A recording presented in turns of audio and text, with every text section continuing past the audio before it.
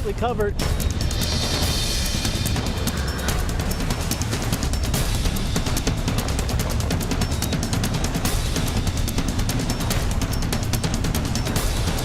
We got major issues.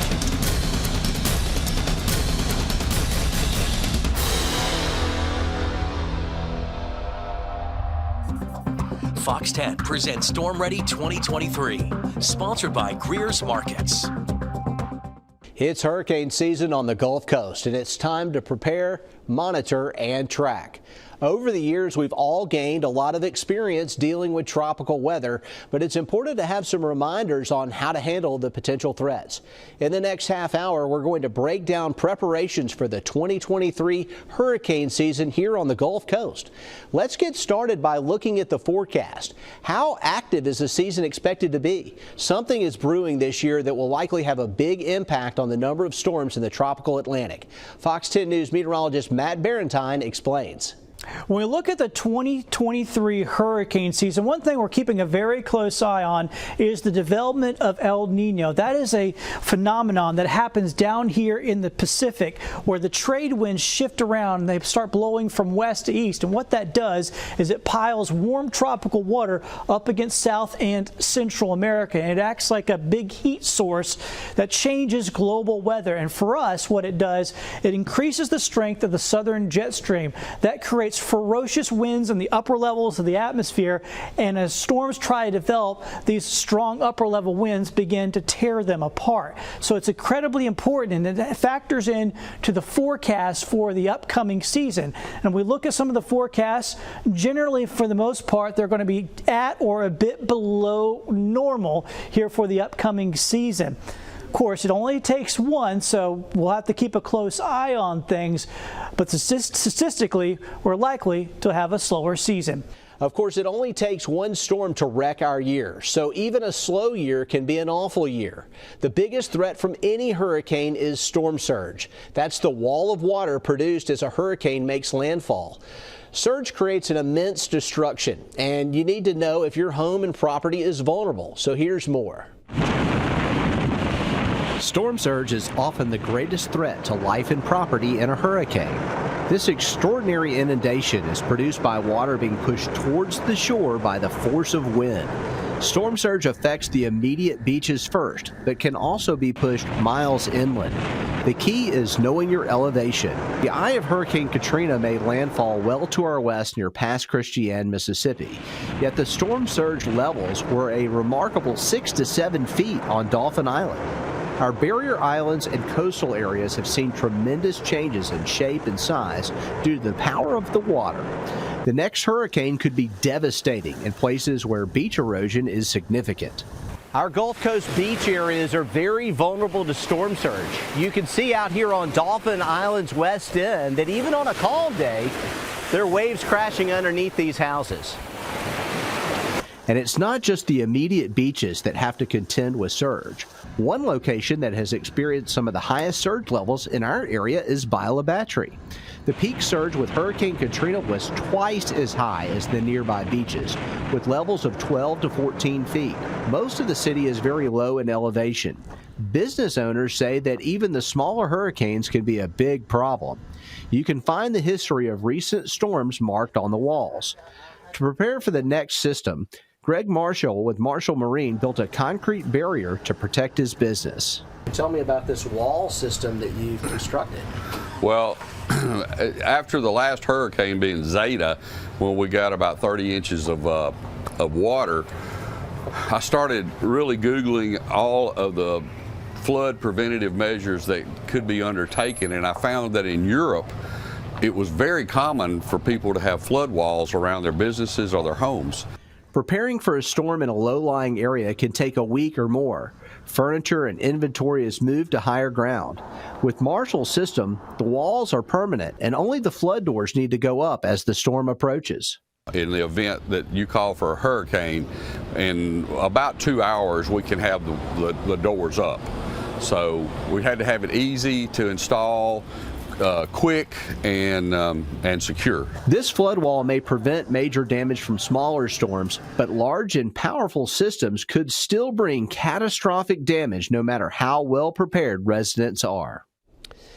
During hurricane season, you may hear us reference the models, names like the GFS, the European, the Canadian, IBM Graph, and the HWRF. So what does it all mean? What models are best? How far out do models provide an accurate forecast? There are plenty of questions about these forecasts, and here's meteorologist Nicholas Herboso with some answers. Here's the American model. Some of the models, the computer models, the models, and the modeling models. So the models. Computer forecast models are what meteorologists rely on to fine-tune our forecasts. There are many models we can reference when putting our forecasts together.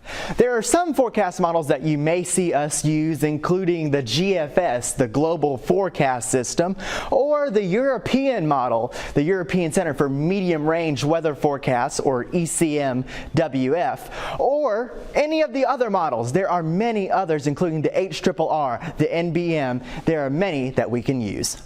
Traditionally, the Euro and GFS are the most used and most reliable models for large-scale weather features like fronts and hurricanes. All meteorologists, including those at the National Weather Service, regularly use these models. People have heard of the European model, the GFS, which is an American model, and those are more medium-term, long-term type model data. These models can be very accurate out to a few days, but beyond that, the accuracy fades and the projections can be wild. These eye-catching model projections can spread like wildfire on social media and be a challenge to those trying to spread useful information. Just because that information is out there doesn't mean that everyone knows how to interpret it. The GFS says that we're going to have a hurricane 10 days from now. That doesn't mean that that's going to be correct. We're not picking the prettiest picture that's out there and the one that shows the worst case scenario that likely won't be there on the next model run. With these models and forecasts available right at our fingertips, some websites and social media posts can be a real problem during hurricane season. So how do we filter through all this potential misinformation? Well, the answer is simple. Look for information from reliable sources like your local meteorologist, the National Hurricane Center, and the National Weather Service. We're here to filter out all the bad stuff and give you what you need to know to prepare. Find us on social media and follow us for accurate forecasts this hurricane season. This summer, we've started something new. It's called Next Weather. Next Weather is a daily show that brings you the latest in-depth weather forecast. But it's more than that. It also includes local weather stories, and we'll break down those conditions that impact your day. We'd love for you to check it out. You can find it all on the major streaming services like Roku, Fire TV, and Apple TV. Just search for Fox 10. You can also see it on our YouTube channel. Is your home ready to withstand the next hurricane? Coming up, we'll take a look at the danger of wind and how you can make your house or building stronger. And Sally is a storm that southern Baldwin County will never forget. We'll take a look back right after this. Not all hurricanes are built the same. This is a lesson we learned from Hurricane Sally 3 years ago. Sally made landfall in Baldwin County. It's a high-end Category 2 storm with winds of 110 miles per hour. Now, those are strong winds, but this was a destructive storm, and it was all because of Sally's slow pace. At times, Sally was only moving at 2 miles per hour. That's slower than most people walk. That snail-like pace meant that Baldwin County was whipped by hurricane-force winds for hours. The destruction left behind what was far beyond what would be expected from a normal Category 2 storm. Wind damage was widespread, and hundreds of poorly secured boats ended up in yards and on the roads. 3 years later, and the recovery from Sally is still ongoing. It's a lesson learned that a storm's speed is a critical factor in determining its impacts. Many of you are preparing this hurricane season, and at the same time, you may be remembering what you went through and lived through. Lee Peck has that story. Slow-moving Hurricane Sally. The winds were high. It was whistling like I never heard anything before. It's a storm Alabama's Gulf Coast won't soon forget. I don't think I'll rely on staying, even if it's a Cat 1 in the future. While we may have had a break last year, South Florida taking a big hit from Hurricane Ian. This is a storm surge that we talked about, but we weren't sure about. Naples and nearby Fort Myers experiencing record storm surge. As you can see, it is up to, I am on my tippy toes here. I'm 5, so probably 4 foot at least. As we prepare for another storm season, Richard Dennis will never forget the damage following Category 4 Hurricane Frederick back in 1979. Downtown in the Oakley historic area, power and everything was out for 2 to 3 weeks. Sally also impacting his condo down in Orange Beach. It was like a grinding wheel. It sat there for 24 hours.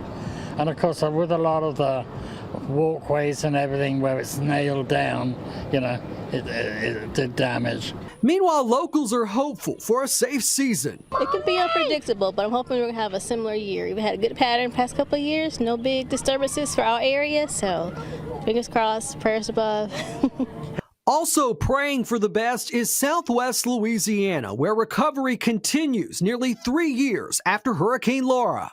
We used to call it the Blue Room because it was painted blue.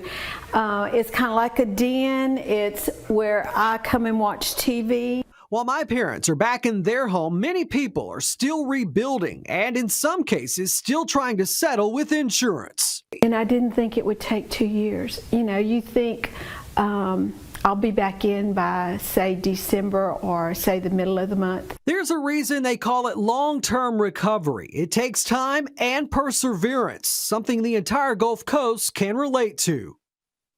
While we all think about preparing for this year, let's also look back at last year. As Lee said, thankfully, we were spared last season, as meteorologist Michael White recaps 2022.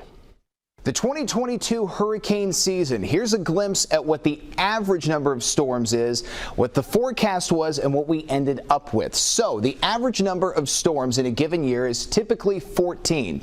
7 become hurricanes of those tropical storms, and then 3 become major hurricanes, which means the hurricane reaches at least Category 3 hurricane strength or higher. Now, the forecast was for it to be very close to an average season. The forecast was for 13 named storms, 6 becoming hurricanes, 3 becoming major, and last season it was pretty much right on the nose with the average number of storms. 14 was the number of tropical storms we saw, and then 6 of those became hurricanes, 3 became major hurricanes, one of which was Ian. That was the most dangerous one of last season, and this is a summary of the 2022 hurricane season. These were all of the named storms. All those spaghetti plots were all of the named storms that we saw throughout the year. 14 named, 6 becoming hurricanes, 3 becoming major. One thing you will notice about this graphic is that the most dangerous one of all are the ones where you see the darkest colors, at least close to us,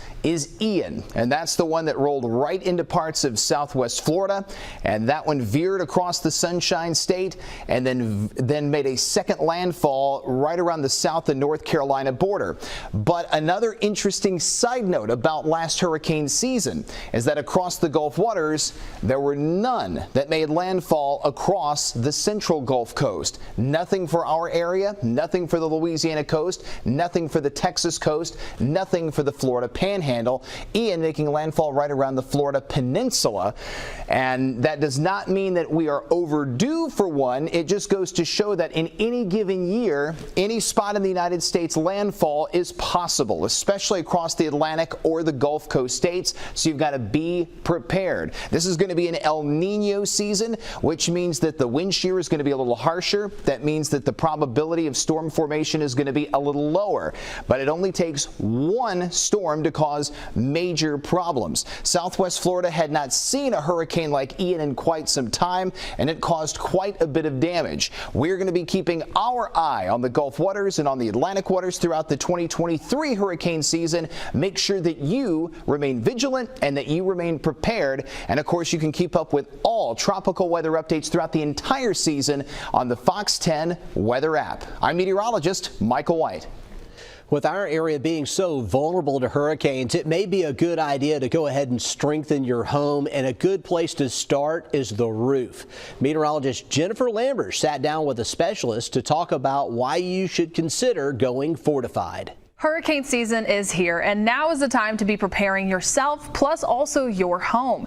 Joining me now is Fred Malik. He is the managing director of Fortified at IBHS. Thank you so much for joining me here. Hey, Jen.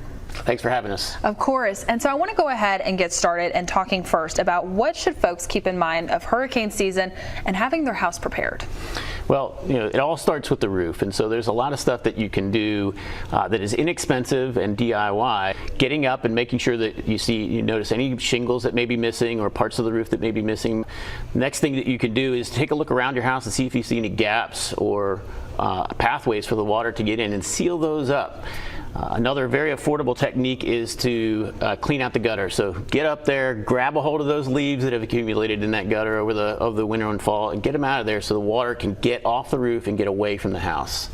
And for about the past decade, I keep seeing this phrase pop up, especially with the new homes that are being built, and that's fortified. Yeah. And so what makes a fortified home, and what are the benefits of this? So fortified is a science-based standard. It's above code, but fortified incorporates a set of science-based retrofit techniques that keep the roof on, keep water out, and keep the wind outside so that the home can be more resistant to high winds in both hurricanes and things like tornadoes.